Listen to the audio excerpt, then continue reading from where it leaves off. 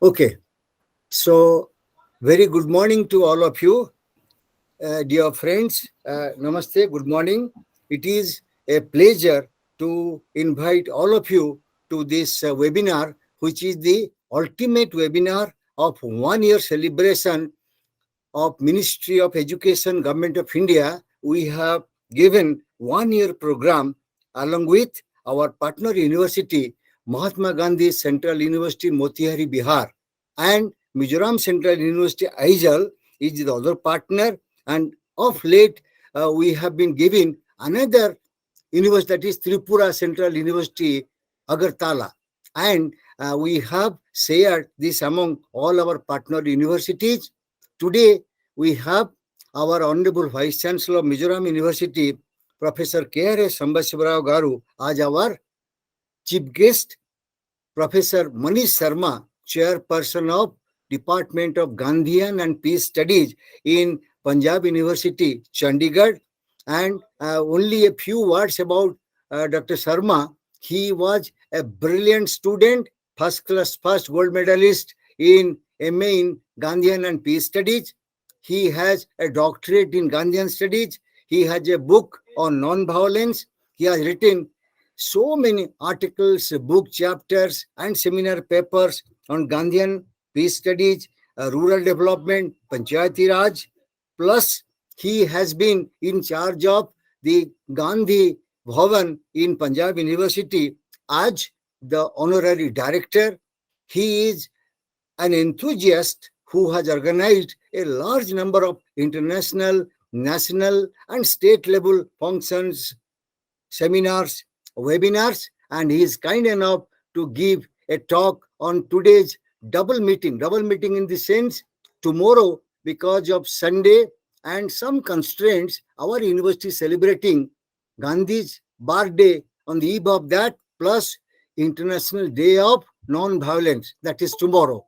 So when we have these two double events, we are very happy to welcome Dr. Manish Sharma, our Honorable Vice Chancellor, sir, all the participants, my esteemed colleagues. So, with these few words, I think now I give time to Dr. Manish Sharma to talk about Gandhian ideas and legacy. Dr. Sharma, please. First of all, I'm thankful to the organizers. Namaskar. I'm thankful to the Honorable Vice Chancellor, Professor K.R.S. Sambasiva Raoji, and to you, sir, for giving me this opportunity to share my thoughts with all of you. And it's a matter of great pride for me also that you had named the Motihari Central University also, where I was fortunate enough that I was there to start this particular department when they had thought that they should have this particular department. So it's a good thing that the plant which I had started, so it's growing and the things in that way. And the topic of my presentation would, as you mentioned, that how Gandhian legacy can be seen and what is his relevance for the present times. And in fact, it's just like asking the same question that we are asking the relevance of sun for us. So with this, I start here that how we define Gandhi, that is the biggest question. And I think when we are talking about the international platform, so in case if Gandhi would have been present today among us, then he would have the first person to use this WhatsApp or the online platform, because by that way you would be able to reach to maximum people. That is what his concept, that how we can bring the different concept, as you just mentioned, sir, that that as tomorrow also we're going to have the program. So I will try my level best that if we can make it online also, and I will try to share the link as and when it is available with me. So how we understand Gandhi, or in other words, some people would call him Mahatma, or some will call him Bapu. But how we understand after, or we can say since his death or of his assassination of 1948, and though at times his reputation has been fluctuated for up and downs, there are so many other things also. But about his ideas and his thoughts, we can say that they had been increased over that time. And when you just mentioned that our university is one of the oldest university in India, as it was in the from the era of partition before that also. So in the 1960s, at the time when the Gandhi Smarak Nidhi and the government of India, they started to have the Gandhi Bhavans throughout India. There are about 16 Gandhi Bhavans at that time, and one Gandhi Bhavan was also given to Punjab University, so that the people can understand his philosophy, how he was able to reach to the masses, and how his ideology can be taken up with the rest of the other students. So in that way, and you will be that when the concept of this Gandhi Bhavan was established, so at that moment, Pandit Jawaharlal Nehru, the then Prime Minister, he thought that the building of this Gandhi Bhavan of Punjab University should be in a different way.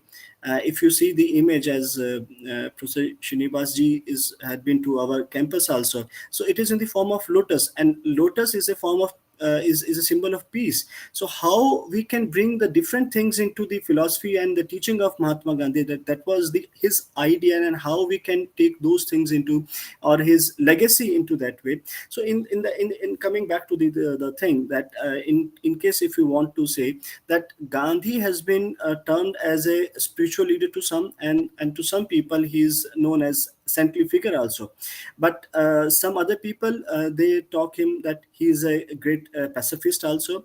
So he is admired for his method of non-violent resistance also, though which is known as satyagraha. Earlier it was defined that his movement is just like civil disobedience or something like that, which involves violence also. But later on Gandhi, when he termed it is in the form of non-violent, in the term of satyagraha, then how he was able to bring the different things into it, and how he was able to bring or apply the struggle of freedom movement and into the civil and the democratic rights. That is that is his idea.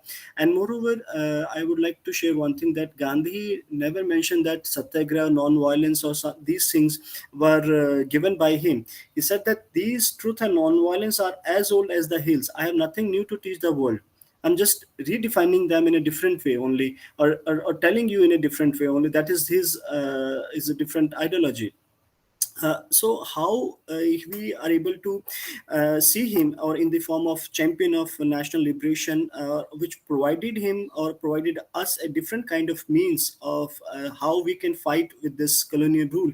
That was his idea, and that was his main thing, which was at times it was in the form of taken as a critique also, and it was admired also in terms of when his ideas are taken consider in terms of industrial mode, or how we can say that the production of the calls or something like that. But whereas Gandhi, he said that the production is good, but that production has to be by the hands, for by the masses, for the masses. Whereas when we are talking about in the present scenario, when the production is in large number, but what is the how we define that, how many number of people are getting the employment.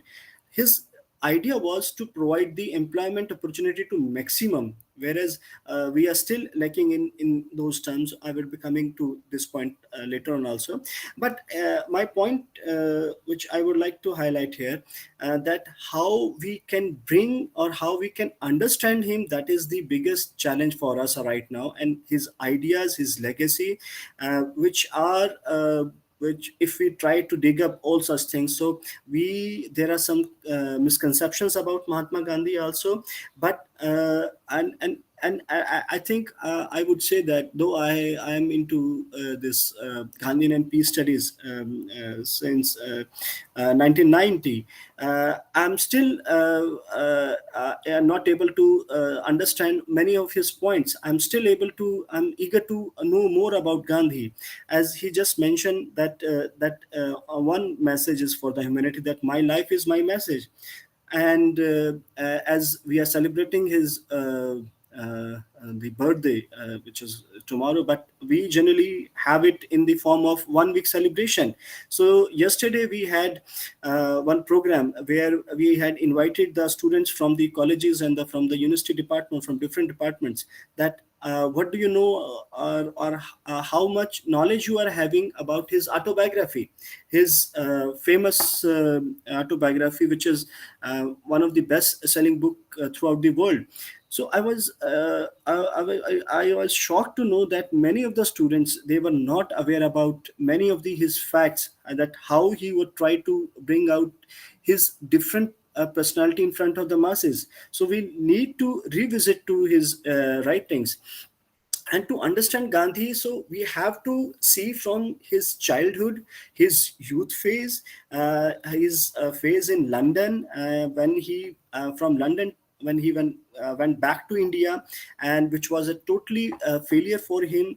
And then his from failure, he had been to South Africa, and he has to face the racial discrimination also. And then when it took him about 21 years to complete or to remove the concept of racial discrimination over there. And when he finally returned back to India in 1915. So one more thing, that at times we do celebrate the NRI Day in India every year in the month of January, on 9th January. But many of the people, they don't know why we do celebrate the NRI Day. It's because Gandhi returned finally back to India. That was how we are giving him the respect. That is the way we should remember him also. So many people, they don't know that this day is celebrated because Gandhi had returned back to India in 1915 on 9th January. So these are the things which we need to revisit, or we need to inform the students also, and to the other masses also. Then when he was in India finally, so from 1915 to 17, it was a totally different phase for Gandhi, that how he was able to understand Gandhi, and how he was able to transform himself from a different person to a different kind of personality, which changed his life. And the Champaran Satyagraha, the Kheda Satyagraha, the Ahmedabad mill strike, which were totally different, and there was no political party involved, and how he was moved from a simple person to a leader of masses. That is the biggest thing which we need to understand. And because how I'm defining, or the other thinkers are defining him as the leader of masses, it's all because that before Gandhi, the Indian leaders, the Naram Dal and the Garam Dal, the political leaders, they were working towards the complete independence. But the kind of zeal, the kind of enthusiasm which was taken care of by Gandhi, it was something different.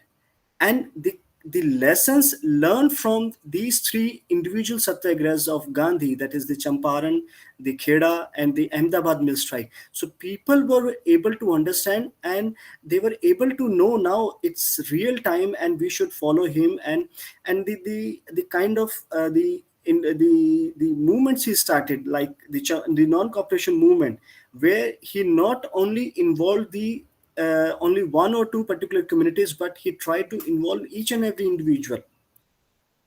That is the biggest thing that Gandhi had tried to bring into the freedom movement, is that if there is a difference between me and my people, if they are not able to approach me, or if I'm not able to approach them, so how we will start this movement? How we will be able to tell them that the real India is like this way? So this is the way, or I think after the independence, Gandhi had mentioned that now we are in terms of independent nation, but the real independence will come when each and every individual is going to have the clothing with them.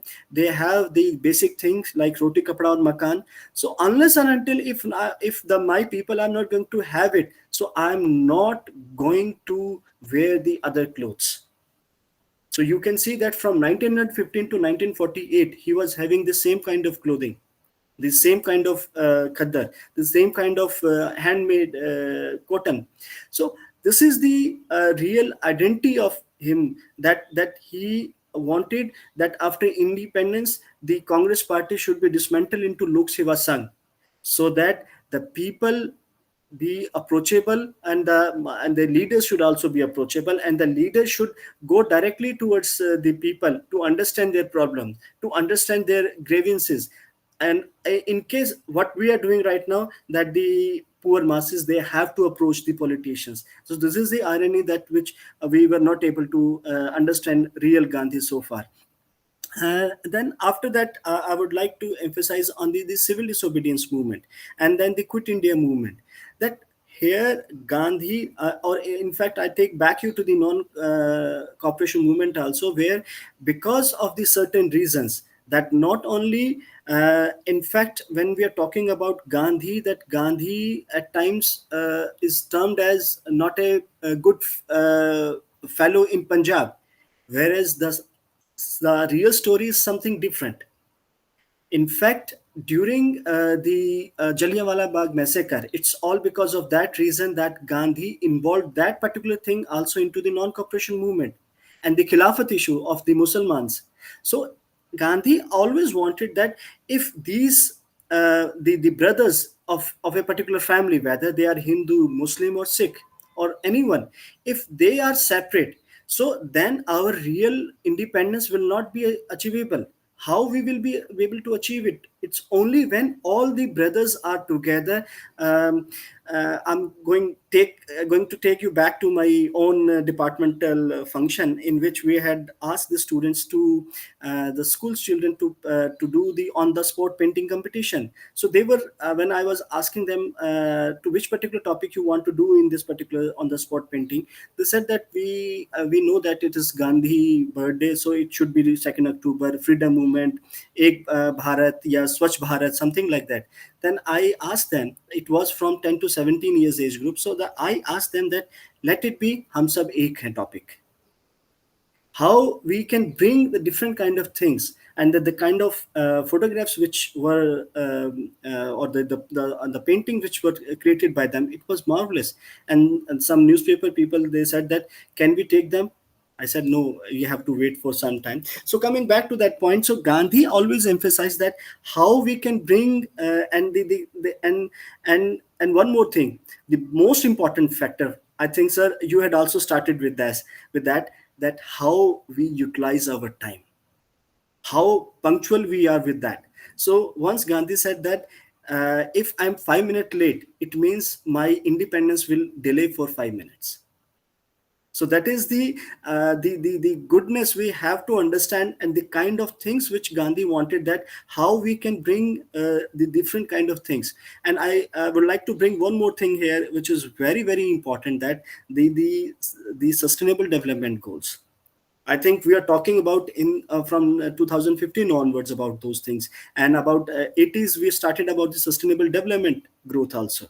But it was Gandhi who always emphasized that if we have to understand those things, if we have to take care of the coming generation, so we have to use only that much resources which are for our need, wantlessness, the concept of trusteeship.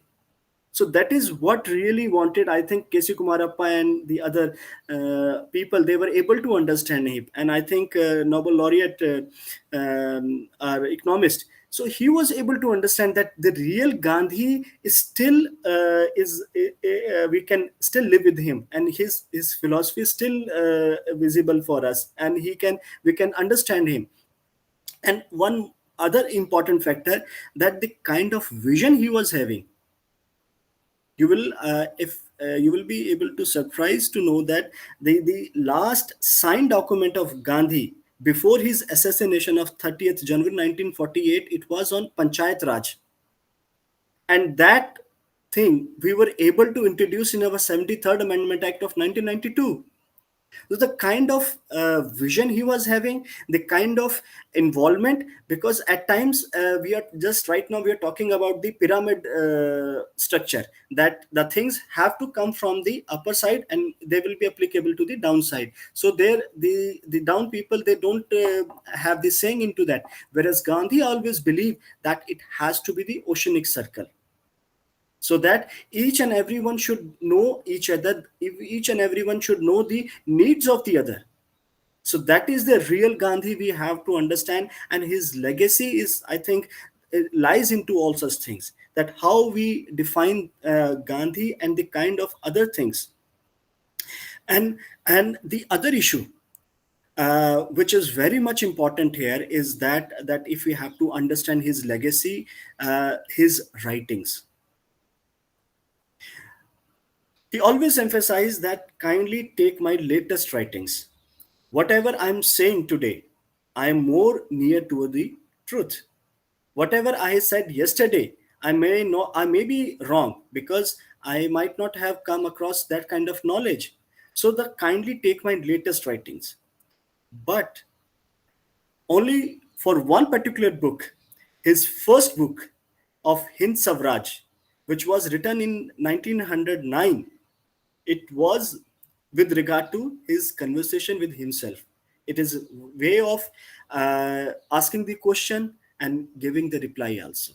So the kind of thing in which was written in 1909 is still relevant for us, for to understand that where we are lacking and how we can bring those things. So to understand Gandhi, so we have to understand his Nai Talim also. I think we are talking about the new education policy to 2020. In that, it is emphasized that it has to be into the mother tongue, the local languages should be given emphasis, so and so. That is the same thing which was written by Gandhi. But the other thing which was written by Gandhi in that particular ideology, or I would say, it talks about that we have to move from 3R, that our education system, it always give us the 3R, that is our reading, read, write, and arithmetic. So if I take you back to the his time period in South Africa, and in his autobiography he had mentioned this particular book by the title of magical spell. It's a small booklet given by one of his friend when he was traveling from one station to the other station. There were only not a big book, but it changed Gandhi's ideology.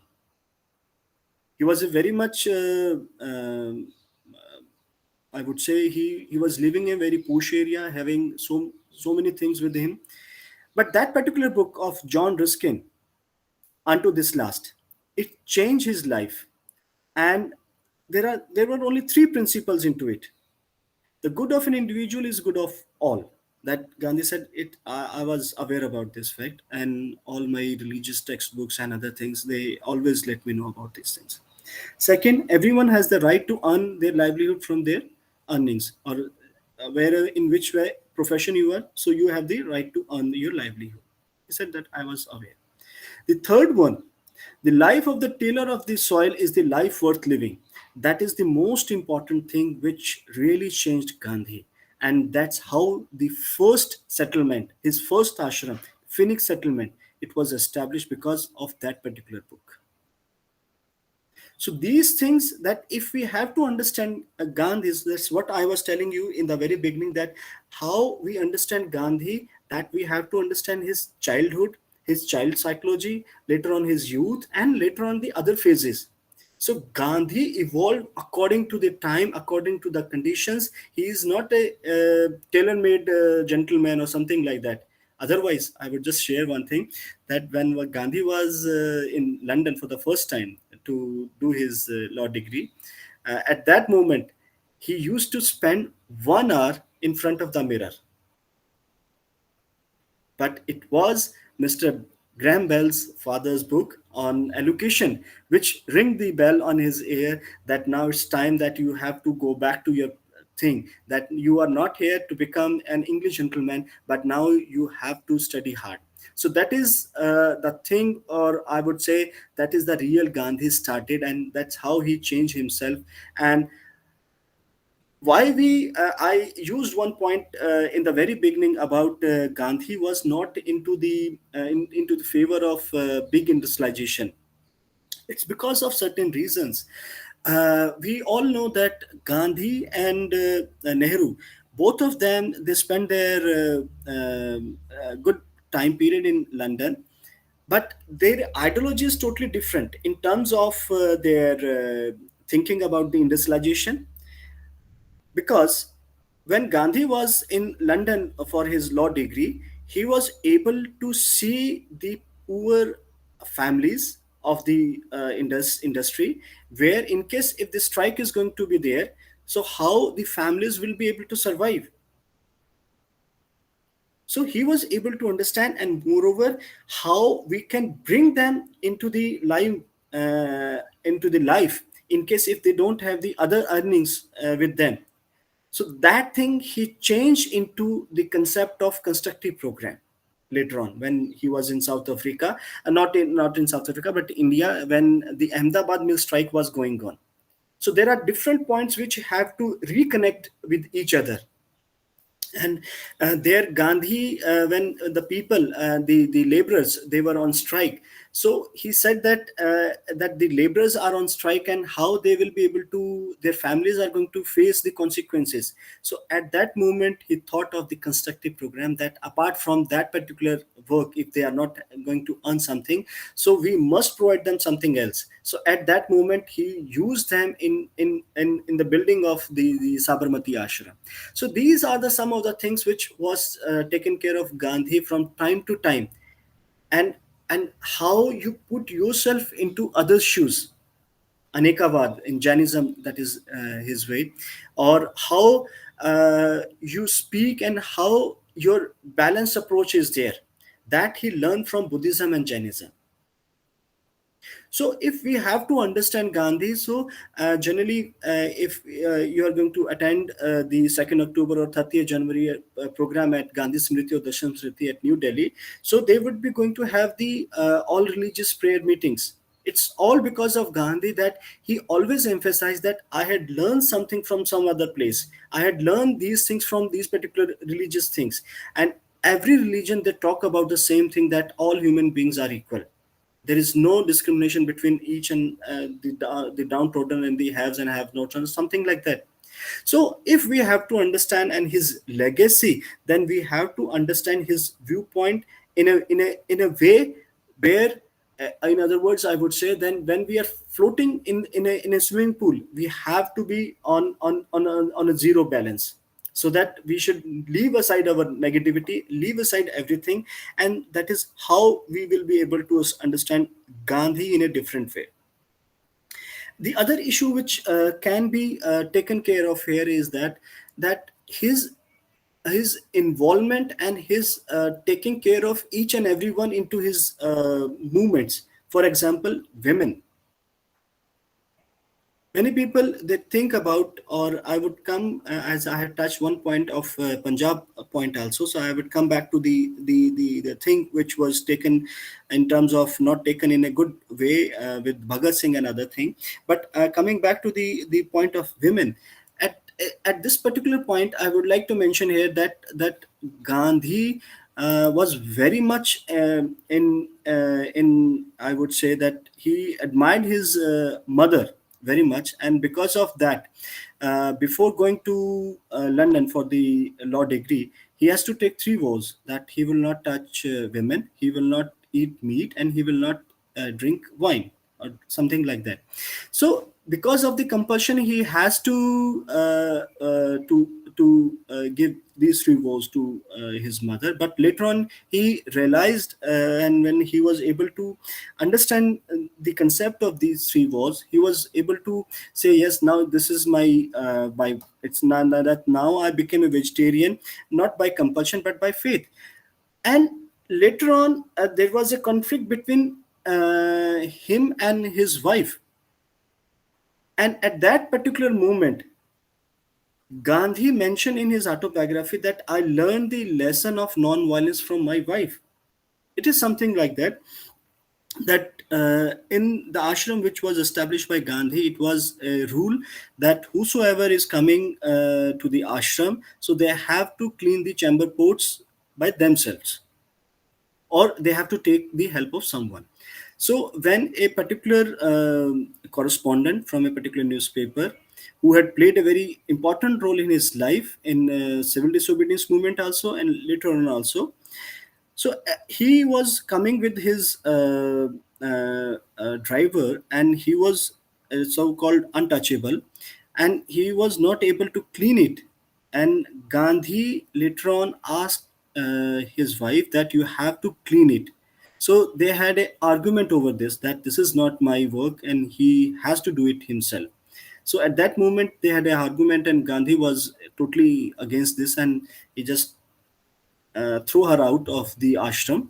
So at that particular moment, without losing her consciousness and without saying anything to Gandhi or to utter any wrong word against him, so he just mentioned that you should have some kind of shame on you, that you are throwing me out of my house. Secondly, I am not in my own home country, I am in South Africa. It's evening time, where I will go? So try to understand. And if you want to ask me to do these things, you could have done it in a different way also. So at that moment, Gandhi was able to realize that this is his mistake, and he felt sorry about this, and said that now I will do it myself. So at that moment, Kasturba also said that if you could have said it in a polite manner, I would have done it in that way also. But try to think about before you say anything to anyone. So at that moment, he mentioned that I learned the lesson of non-violence from my wife.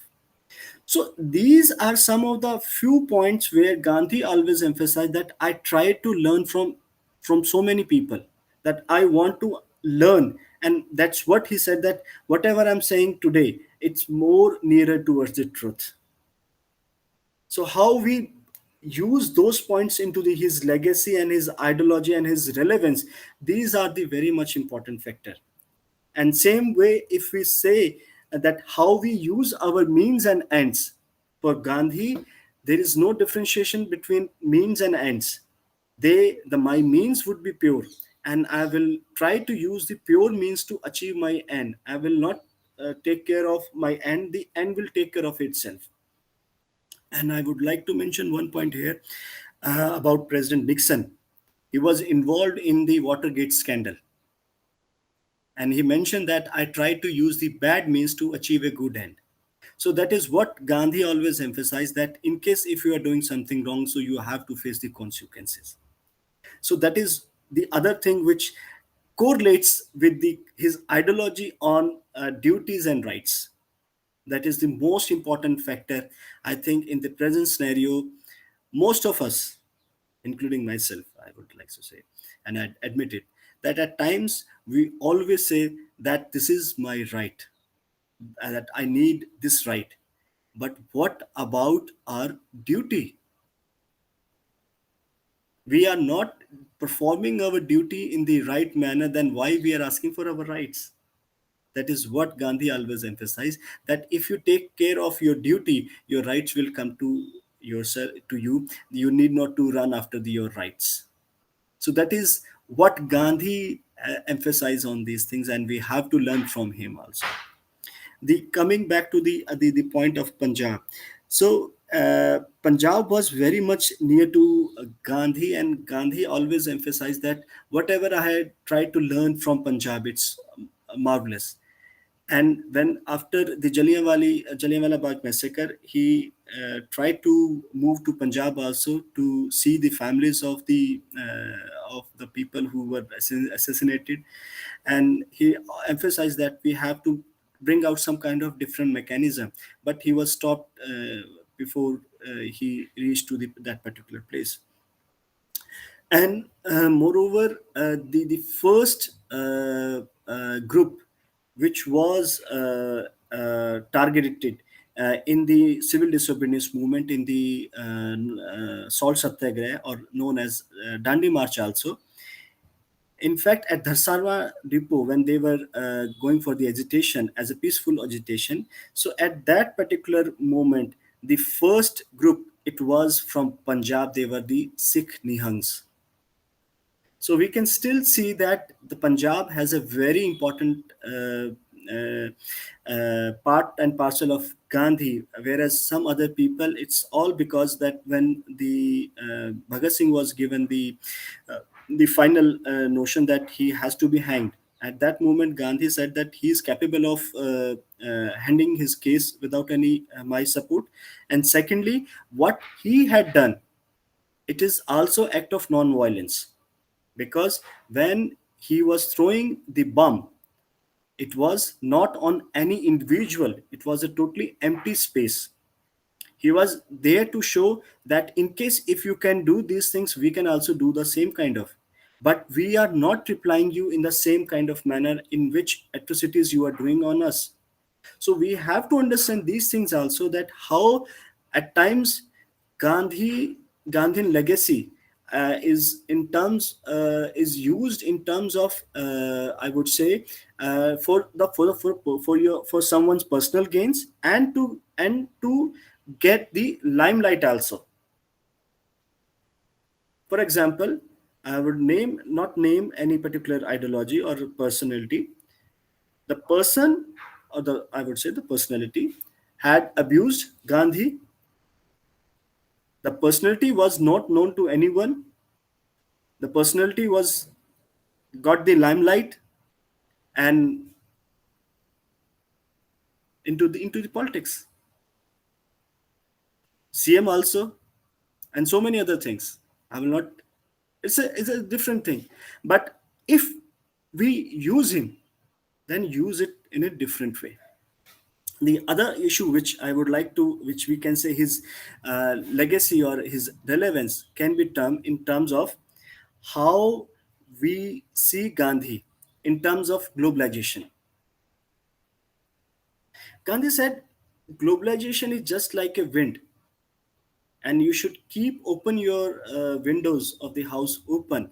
If you see that the fresh air is coming up and it's giving you the comfort, but when you see if dust is coming and the other wrong things are coming, so you must shut it down. So globalization is also like that.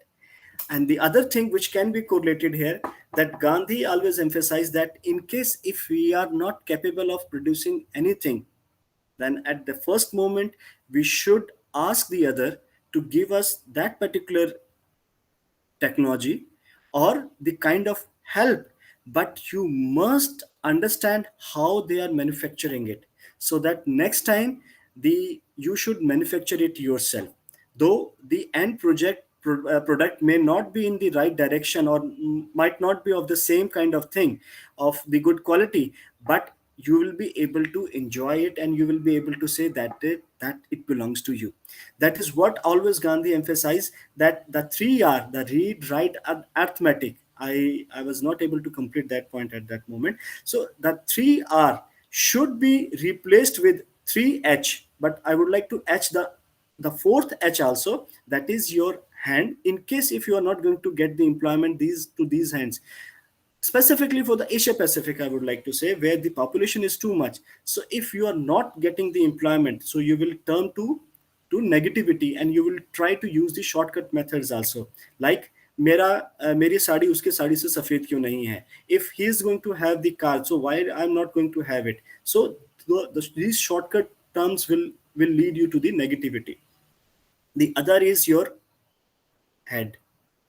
How you move from your head to your heart, that is the biggest challenge right now for us. And apart from that, the other H which has to be involved is the holistic development. It should not be the development of the individual or development of someone else or of individuals, but it should be the development of the holistic. And the most important factor, which is very near to Gandhi and which is still relevant for us, is the health. I think the COVID period had given us this biggest opportunity, that how we should try to have faith on ourselves, how we can bring the concept of health among us.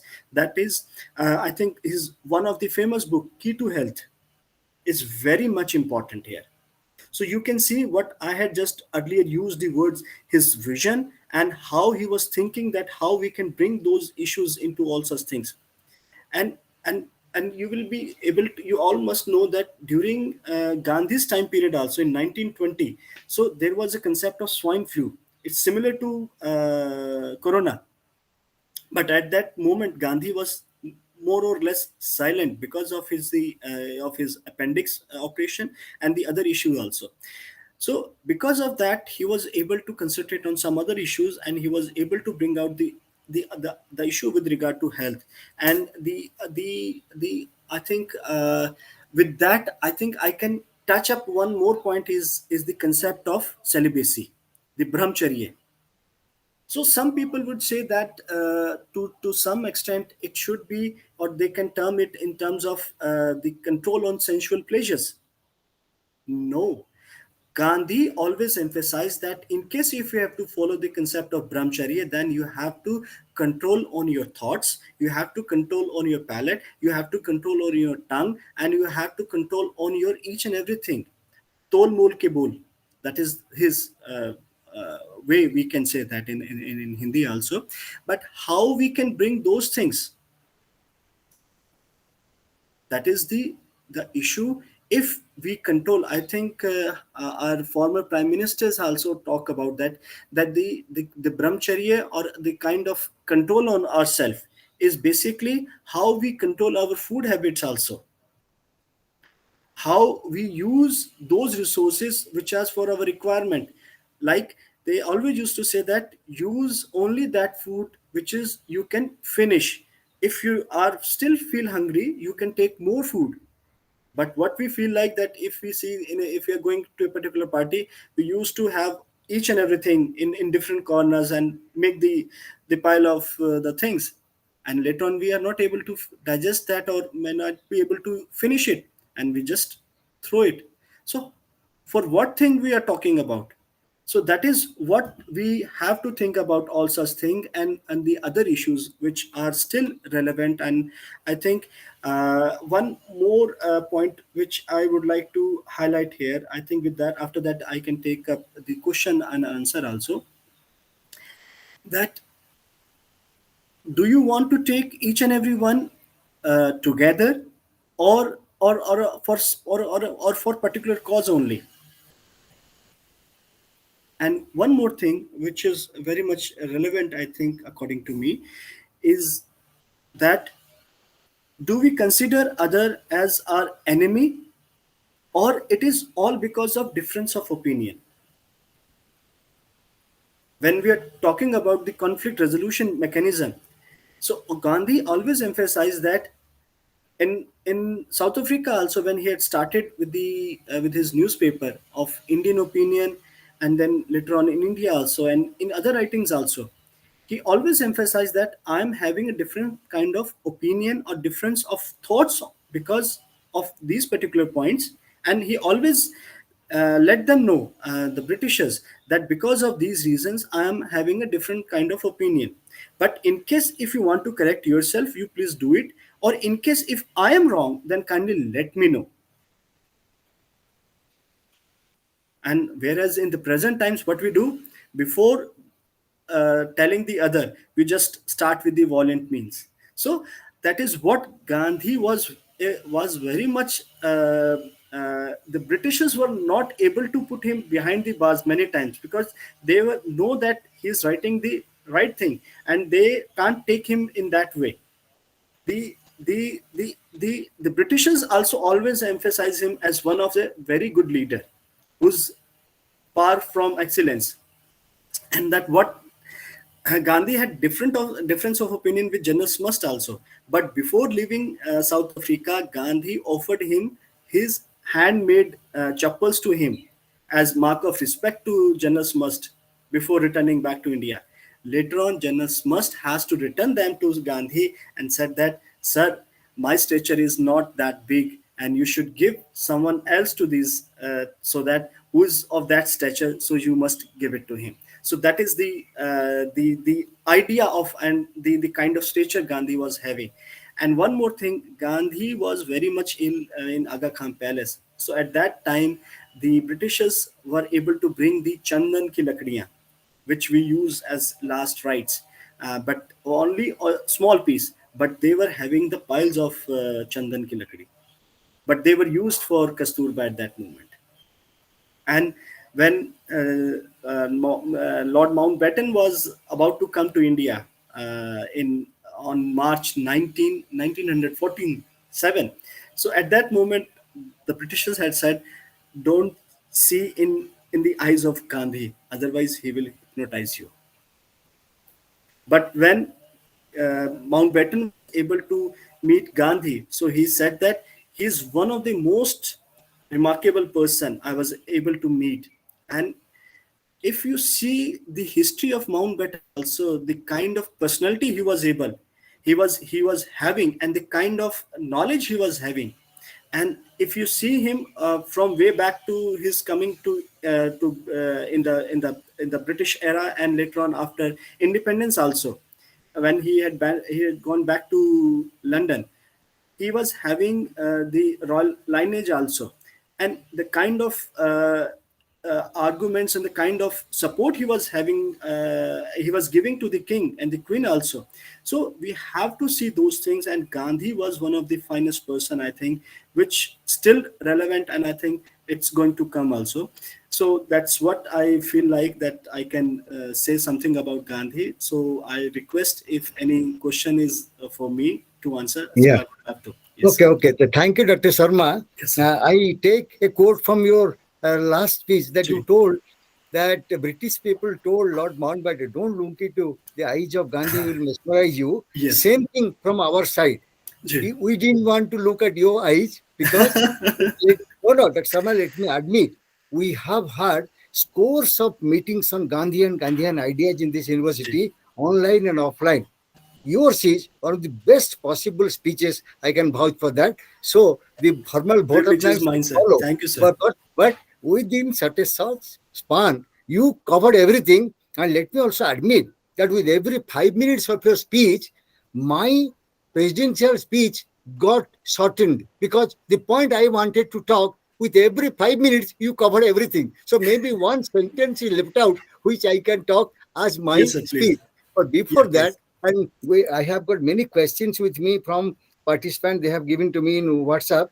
Right, The sir. point is, our Honorable Vice Chancellor, Professor Sambasiva, because of some very urgent Government of India assignment, yesterday we Ji. had with Minister of Education one Shreshtha from Ji. October 2nd to October 31st, a Ji. big meeting with all the central VCs. So Ji. we Ji. Ji. were there in the meeting, chalking out the program, and at that particular meeting, we decided some issues. So our BC sir, Professor Rao, is busy in a very important meeting, but somehow he sent me a short message as the speech of the chief guest. He Yes, sir. writes, "Dear all, especially Dr. Manish Sharma, Chairperson, Department Gandhian and Peace Studies, Punjab University, today's guest speaker, my colleagues in the university, Ek Bharat, Shreshtha team members, and participants. As I am in another very significant Government of India meeting right now, it may not be possible in part to talk directly, but I send this message through the coordinator, Professor S. Pathi, to convey to you. I wish you all the best. And the message of today's meeting is that be the change you want to see in the world.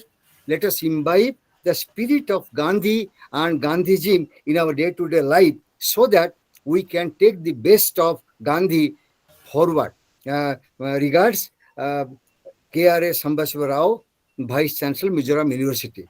So I thank Honorable VC sir for his kind message. And after that, let me have 2-3 questions because I know already you have the meeting at 12. So Oh, sure, sir. the first question I take up is, can you please specify the lessons for present day political leaders if Gandhi would have been there? Lessons for present day political leaders if Gandhi would have been there. What will be your take on this, Dr. Sharma? Sir, in that I had mentioned that Gandhi said that it should be converted into Lok Seva Sangh, so that the people they, instead of approaching the politician should go into the masses, into the field themselves. And one more thing, that the money they are getting, it's a public money. So I think the politician, they should have a particular, I would say, that's my suggestion. I think Gandhi would have supported it, that they should, for them it should be compulsory, at least for 8 months, that they should be in the field instead of staying at their particular places. It should be mandatory for them, at least for the 8 months, that they should move around their area and see the problems and the issues with them, which is lying for the masses. So that is my suggestion. Okay, thank you. The next question is on Indian economy. What will be the two, three major points for Indian economy of today and tomorrow? Dr. Sharma. Economics according to Mahatma Gandhi, that is the title of the book. And I think Nobel laureate Amartya Sen had also followed those things. And in fact, one more thing which I failed to say in between, the concept of Leo Tolstoy, the tiller of the life worth living, in which Leo Tolstoy had mentioned that the agriculture is the best profession for the humanity. And in that way, I was talking about the oceanic circle. So when all the points are interconnected with each other, I think by that way our Indian economy will be able to survive, and the kind of benefits we are providing to the masses. So instead of providing the benefits, I would like to add one point here, is that instead of reservation, Gandhi had supported that let them come in terms of the competition also. So by that way, they will be able to understand their capabilities also. And when we are giving them the reservation, so it means we are uh, dropping their competency level also. That is what my suggestion also, and Gandhi would have also supported. And for the economy, and economy, it should be in terms of the profit should not be lying in the hands of a few. It should be equally distributed. And moreover, one more thing which I would like to add here about the Bhudan movement, and about these things, when we are having so many things with us, during the COVID period, we had seen that our people from Bihar, they had gone back to you from UP also, and from other that side. But what they will do going back to their respective places? Why the respective state governments were not able to provide them the benefits? If they would have done those things earlier also, instead of now thinking about those terms, then the migration would not be there. The other thing which I would like to hear, I think some of you might agree or disagree also, I can understand that our part with the Srinagar and Jammu, we had given them this special status, and so many things are given to them. They have a different kind of things also. But why we were not able to see their requirements? They were asking for the education thing, they're asking for the industry for so many years, for about 70 years or 75 years. Still they are not having those basic facilities with them. It's all because of that the others were able to clear their minds, and they were into this conflict zone. So my submission is here, that instead of giving the power in the hands of a few, it has to be equal distribution. And the concept of sarvodaya, which Gandhi translated the book of unto this last into sarvodaya also, how we reach to the masses, the person who's not capable of standing in the line. So how we are reaching to the masses, to that is to your question number 1 2 also. Over to you, Yeah. sir. Okay, thank you. Let's take a last question. If Gandhi is adored and praised worldwide, why in India we find a sizable section criticizing Gandhian ideas? Any take on this?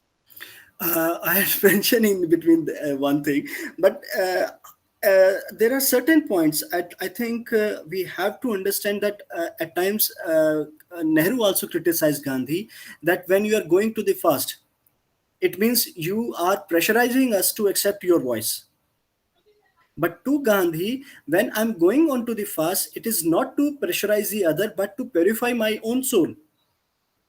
if he started with this concept when Ahmedabad mill strike was going on, and then some people said that we are on strike, we are our kids are not having enough foods to eat, and Gandhi and Anusaya and others, they are coming in the cars, they have enough to eat.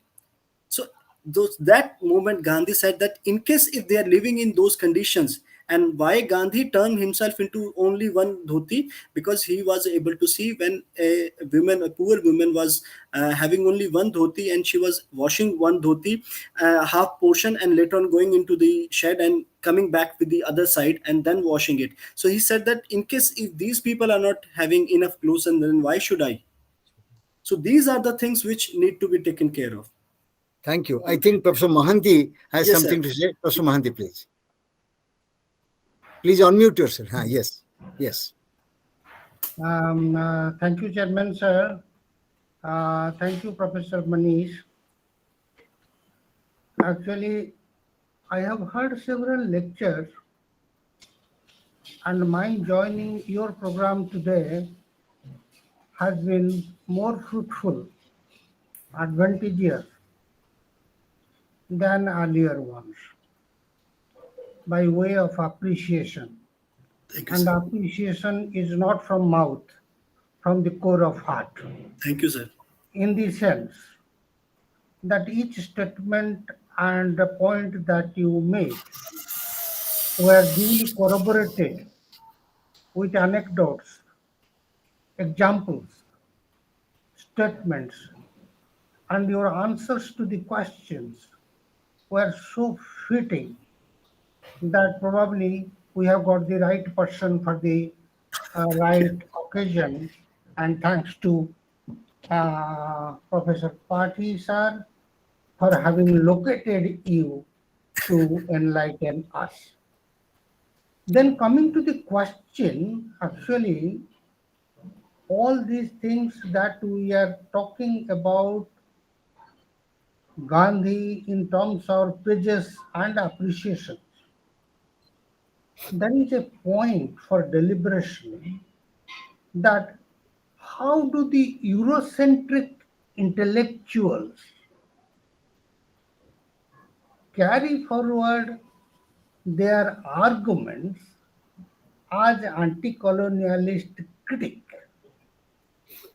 because there are more stupidities than sensibilities in certain Eurocentric work. Mm. Recently, a book was given to me for review that has been 21, and that review will come in December, I say. I'll tell you the name of the book is Impossible and Necessary Anti-Colonialist Critic, and that book by Daniel J. Elam is an American trained teaching in Singapore Institute of Technology, on comparative literature. In that book, he has taken four nationalist authors, Bhagat Singh, Gandhi, Ambedkar, and Hardayal. His simple argument is they were anti-colonialists but were not nationalists. Actually, this became so ridiculous, especially when you are observing Ek Bharat, Shreshtha Bharat, and 75th year. Maybe as Indian I could not tolerate it, but as an intellectual I appreciated him, his intellect and academic freedom of an intellectual. But the Eurocentrism was so apparent that I had to give a good hit back. I'll say forward the review once it comes out. The idea is there are 4 5 ideas which he gave. I'll tell you in 5 sentences. Those ideas. A lot of more time. That these anti-colonialist scholars were Western educated anti-colonialist, number one, they said. Number two, that they were more readers than the authors, because their writings included translation, straight, or for that matter, stray writing, recording of their own experiences in terms of diaries, which came out in the form of a book and nonsense. Then number three, they did not, the most important, they did not survive to see the post-colonial future. I don't know if that author can predict his future. Like he's an assistant mm, professor. I try to see what he is. And the most important thing is this book has been published by Durham University Press only in 2020 and 21 published in India under a different title with all contents, words, pages same. mhm. Under a different title. I called it plagiarized also. Huh. Everything I have said in that. And then number four is the voices of women have been ignored by these scholars, including Gandhi. And last one bit appreciable, the word that they say he said that end of colonial rule did not terminate in end of colonialism. But my objections are to first four. How would you look how to cater to these eccentric, Eurocentric, so-called intellectuals, especially plagiarizing and publishing the same book under Mm. different titles, maybe for the sake of promotion, so that we do year around. Um, Manish, Professor Manish, would you please reflect on it? I'll forward this review to you. And Okay. Okay. Thank you, sir. So Okay. kind of you. Okay. Thank you. Thank you. Ah. One thing I think we have to understand with the British era is that they never wanted us to work on our own. They just want us white collar gentlemen. This is we have to understand with the kind of Machiavelli education and other issues. But one thing we have to appreciate the Britishers also in this regard that. In case if they would have given us the complete independence, I think in 1930, then our fate would be the same thing as we are watching in Pakistan.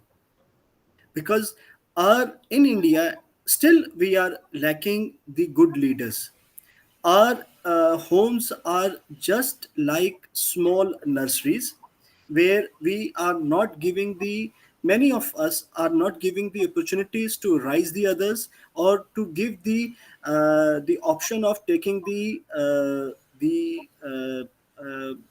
taking the self decisions also. So and when we were given the independence in 1947, it was on one thing that at least now they are capable of enough to take care of all such things. And and later on also there were conflicts and the cause of corruption also started from that particular thing also. And the kind of fate we had already seen in Pakistan, that despite the 75 years, their democracy is still not there, and still they are fighting with each other. That's the other issue. As you just mentioned about some of the points which were no doubt, yes, their Western educators were there more, and they are still not there to see the kind of things which can be taken care of, or are in fact I would say that if any policy is implemented anywhere at any place, so the real results would be will come after 2 year or 3 year or 4 year or 5 year. So it takes times. So I agree with you. And the Western thinkers at times they were in a different kind of dilemma also, that they have to say that yes, we are the real torch bearer, whereas in real sense they are not the real ones. So I am with you. Or at the end of colonial era, it's not only with the Indian colony. And in fact, I take you one point that why the Indians are more. Sir, do we have 5 more minutes? Oh, sure. Sure, sir. because to understand philosophy of Mahatma Gandhi, because my time is now Okay. is at 1:10, so I'm with you right now. So Mm. one more thing, which why the Indians are more visible throughout the world, because we had been to throughout the world as in the form of laborers, in terms of indentured labor. So because the best thing with us is that we are very hardworking people, we are very less spending people, and we just try to experiment on different things. So that is the best thing, and that is why we are very favorite of so many people. And that is what Gandhi had been to, when Gandhi had been to South Africa also, it is all because that he has to face the racial discrimination, whereas the Indians were given the right as free first class citizens earlier by the Natal government. Later on, those things were taken back by the Natal government because of the legislature, because they were thinking that the Indians will overthrow them and they will have each and everything with them. So we have to understand that why we are against the Britishers, because they just want that their rule should be followed, and they are working from the mind. If you see the concept of 1857 revolution, it's because they were able to play with our mind. It's how they started, and that is what happened with Gandhi also, when his friends asked him to eat the meat at the first in his childhood, that the Britishers are healthy because they eat meat. So that is how Gandhi was also captured by those things. But later on, when he was able to realize that it is the game of mind, how we can win their mind. So only that. And one last thing which I would like to finish is with your small still voice. That your inner voice is the most important factor, which can take you to the right step or to the wrong step. So with this, I think Thank you. Thank you. I'm yeah. Thank you. Thank you. Thank you, Okay. sir. Thank you so much. Thank you, Professor Mohanty. Thank you, And sir. Professor Lalrintluanga, Madam Thari, anyone? Any short comment or any query? Anyone? Professor Lalrintluanga first, then Madam Thari next. Putluang, you can unmute. Please unmute yourself. Thank you Yes. for giving me the chance. Today, I have been given new knowledges about Mahatma Gandhi. Of course, while I was lecturer and reader, I took part in the refresher course wherein I listened to different lectures of Gandhi. But today, I have been given new knowledges about the hidden knowledges, I should say, Thank you. about Mahatma Gandhi. That is, I'm very much delighted. Thank you very much. Thank you so much, Putluang. Thank you. Yes, Madam Thari, anything from your side? Please unmute yourself. Sir, thank you, sir, for giving me the time as well. And just like Professor Rintuanga has said, I have gained a lot of knowledge regarding Gandhi, because every time we talk about Gandhi, we always talk about nonviolence only, And but there is one question I would like to ask the Yeah, resource please, ma'am. person. Gandhi supported the British Empire while he was in South Africa, and but come back as a nationalist in India. That change in the behavior, or the the mindset of Gandhi. Do you have any comment on that, sir? Yeah. In fact, Gandhi helped them in the Zulu rebellion and Boer War also. It is because of one reason that at times we were called as opportunist people, that when your help is required, so you will not come for the help, but when you need your requirement, something like that, so you will beg to us. So at that moment, Gandhi thought that now it's the best opportunity to clean that particular ideology, that we are there for your support, unless whether you are asking us or not. So he was awarded with the Kesari Hind medal also. So Gandhi was very much with the Britishers, but he also helped the local natives.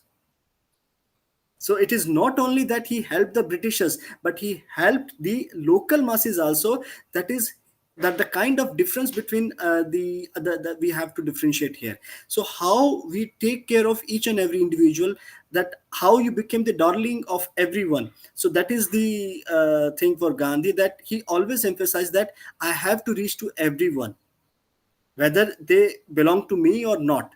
So that's what the practical approach has to be, and that is, I think, at times we are lacking. And Thank you you. just, yeah. Yeah, thank you. Achha, Madam Abha Shree, anything from your side, Madam?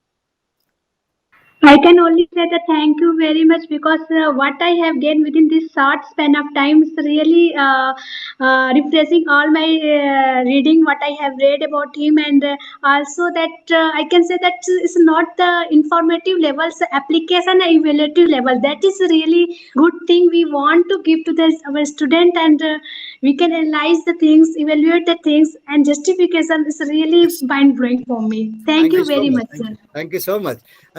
Tajwali, what is your take? Anything from your side? Would you like to speak? Tajwali. Okay. So now I take just less than 1 minute. So on behalf of Ek Bharat Shreshtha team of Mizoram University, I propose a very hearty word of thanks. I don't say vote because all of us vote for that. Word of thanks to our Honorable Vice Chancellor Prof Sambasiva as the chief guest in absentia, Dr. Manish Sharma, the most capable speaker of today's webinar and one of the best in our university recent history, all my colleagues in Ek Bharat Shreshtha team, all the able participants, including Professor Mohanty, Prof Lalrintluanga, Madam Thari, Madam Abha Shree, and all the people who supported us in having this meeting, which is 2-in-1. I told that is Gandhi's birthday and also International Day of Non-Violence being celebrated tomorrow. And only one sentence from my side which was left out, because every 5 minutes I was cutting down the points which I noted down for my speech. Last point somehow Dr. Sharma left from me. Gandhi cannot be written or studied or told in thousands of volumes, but still one can talk about Gandhi, teach about Gandhi, learn about Gandhi in 4 or 5 words. Satyagraha, love for truth, non-violence, ahimsa, aparigraha, trusteeship, Ram Rajya, are the most ideal state. If we can learn these basic things, then we can also learn a lot about Gandhi and Gandhiji. So, with folded hands, I say thank you, all the best.